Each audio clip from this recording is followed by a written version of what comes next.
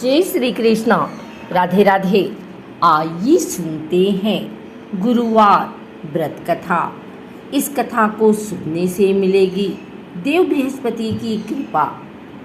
देव गुरु बृहस्पति को बुद्धि और शिक्षा का कारक माना जाता है।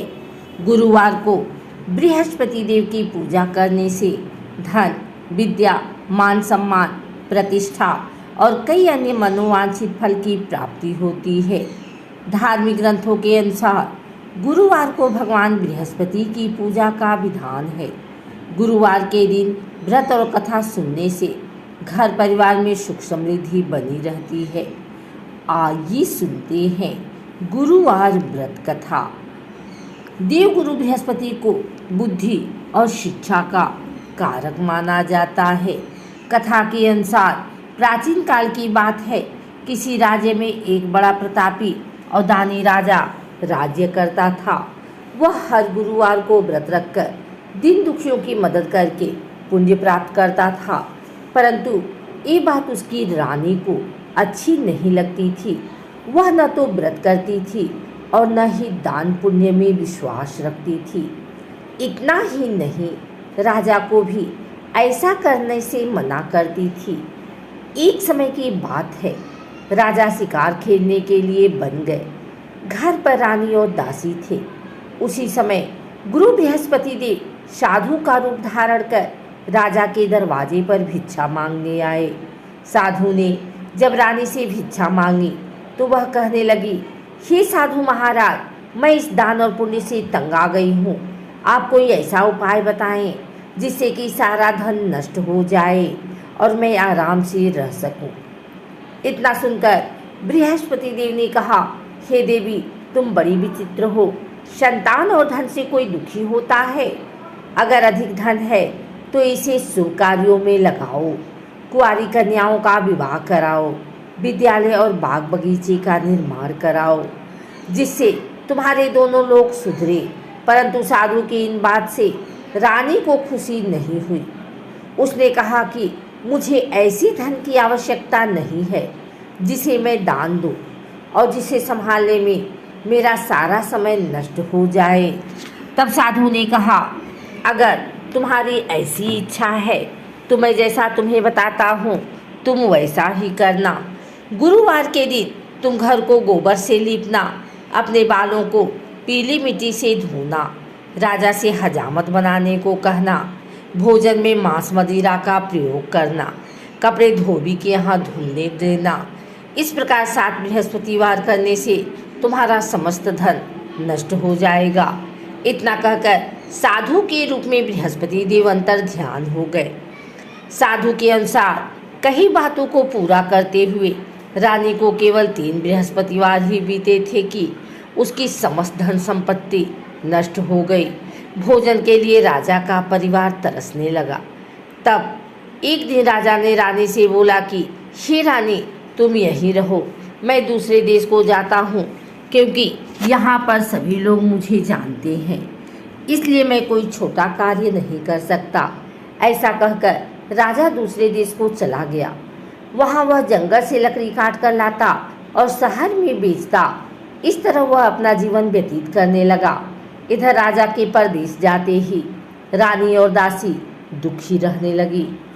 एक बार जब रानी और दासी को 7 दिन तक बिना भोजन के रहना पड़ा तो रानी ने अपनी दासी से कहा, हे दासी, पास ही के नगर में मेरी बहन रहती है, वह बड़ी धनवान है, तू उसके पास जा और कुछ ले आ ताकि थोड़े बहुत गुजर बसर हो जाए।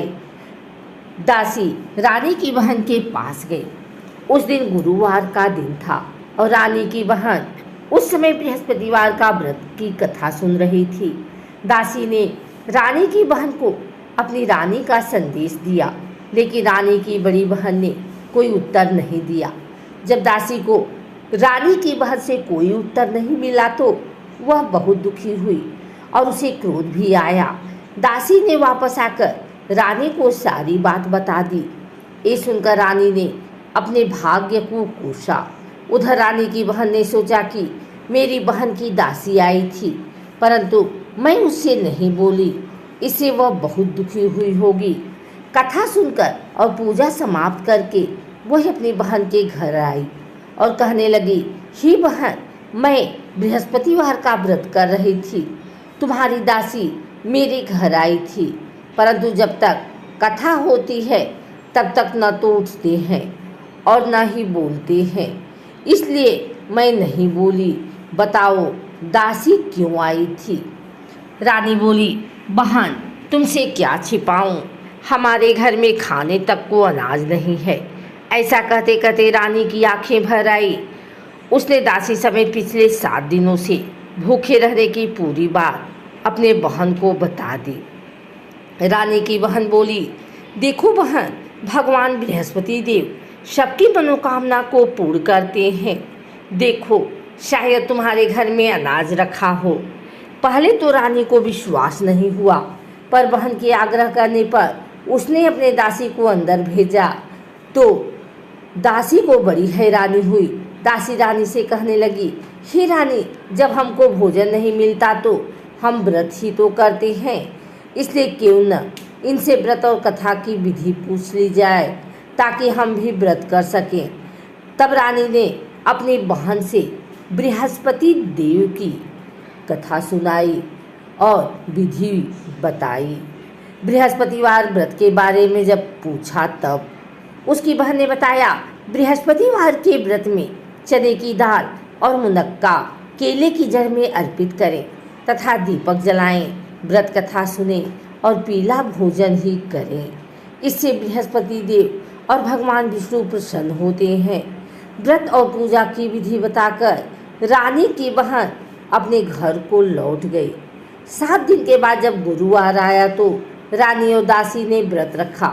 वह घुड़साल में जाकर चना और गुड़ लेकर आई, फिर उससे केले की जड़ तथा विष्णु भगवान की पूजा की। अब पीला भोजन की चिंता को लेकर दोनों बहुत दुखी हुई। चूँकि उन्होंने व्रत रखा था, इसलिए बृहस्पति देव उनसे प्रसन्न थे। वह एक साधारण व्यक्ति के रूप में धारण कर 2 थालों में पीला भोजन दासी को दे गए। भोजन पाकर दासी प्रसन्न हुई और फिर रानी के साथ मिलकर भोजन ग्रहण किया। उसके बाद वह सभी गुरुवार को व्रत और पूजा करने लगी। बृहस्पति देव की कृपा से उनके पास फिर से धन संपत्ति आ गई, परंतु रानी फिर से पहले की तरह आलस्य करने लगी। तब दासी बोली, देखो रानी, तुम पहले भी इस प्रकार आलस्य करती थी, तुम्हें धन रखने में कष्ट होता था, इस कारण सभी धन नष्ट हो गया, और अब जब देव बृहस्पति की कृपा से धन मिला है तो तुम्हें फिर से आलस्य होने लगा है। रानी को समझाते हुए दासी कहती है कि बड़ी मुसीबतों के बाद हमने ये धन पाया है, इसलिए हमें दान पुण्य करना चाहिए, भूखों को भोजन कराना चाहिए और धन को शुभ कार्यों में खर्च करना चाहिए। इससे तुम्हारे कुल का यश बढ़ेगा, स्वर्ग की प्राप्ति होगी और पितृ प्रसन्न होंगे। दासी की बात मानकर रानी अपना धन शुभ कार्यों में खर्च करने लगी। इससे पूरी नगर में उसका यश बढ़ने लगा। बृहस्पतिवार व्रत कथा के बाद श्रद्धा के साथ आरती करनी चाहिए। इसके बाद प्रसाद बांटकर उसे ग्रहण करना चाहिए।